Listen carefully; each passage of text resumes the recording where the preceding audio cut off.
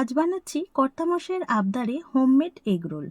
Office থেকে ফিরে বাড়িতে এসে বলল দারুণ খিদে পেয়েছে। তাই আর দেরি না করে ভাবলাম কি এমন বানানো যায়। চটজলদি ঘরে যা ছিল তাই দিয়েই বানিয়ে ফেলছি আজকের এই হোমমেড এগ রোল।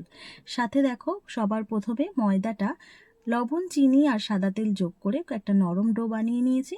আর শসা, পেঁয়াজ, কাঁচা লঙ্কাটাও কেটে নিয়েছি। যখন বানাচ্ছি রোল তখন একটু ভালো করেই বানাই, তাই জন্য ভাবলাম লাচ্ছা পরোটার স্টাইলে পরোটাটা রেডি করব। তার জন্য অল্প ময়দা আর সাদা তেলে একটা ব্যাটারও করে নিয়েছিলাম। তারপরে ঠিক যেভাবে দেখলে আমি পরোটাটা বেললাম, ঠিক সেইভাবে বেলে নিয়ে কড়াইতে সাদা তেল দিয়ে পরোটাটা এবার ভেজে নিচ্ছি। দু পিঠ ভালোভাবে ভেজে নিয়েছি, আর তোমরা দেখেই বুঝতে পারবে যে পরোটাটা কতটা খাস্তা হয়েছে। তারপর একটা ডিম অল্প লবণ দিয়ে ফেটিয়ে একই কড়াইতে সামান্য পরিমাণে সাদা তেল দিয়ে দিলাম।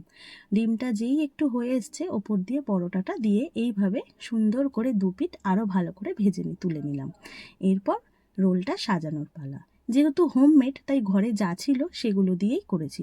শসা, পেঁয়াজ, কাঁচা লঙ্কা, ওপর দিয়ে দিলাম একটু লেবুর রস, টমেটো সস, আর আমার কর্তামশাই বলল একটু পিৎজা অরিগানোটা দিয়ে দাও, খেতে কিন্তু ভালোই লাগবে।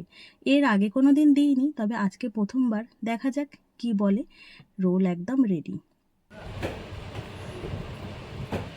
খেয়ে দেখো।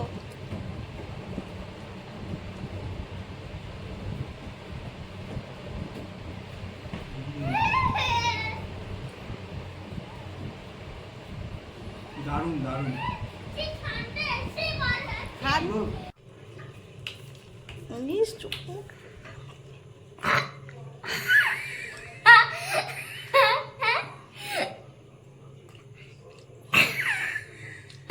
দারুণ দারুণ দারুণ হয়েছে, দারুণ। বাইরের রোল না ঘরের রোল কিছু বোঝা যাচ্ছে না, মানে হোমমেড কিনা বোঝা যাচ্ছে না। একটু খেয়ে দেখ বাবু।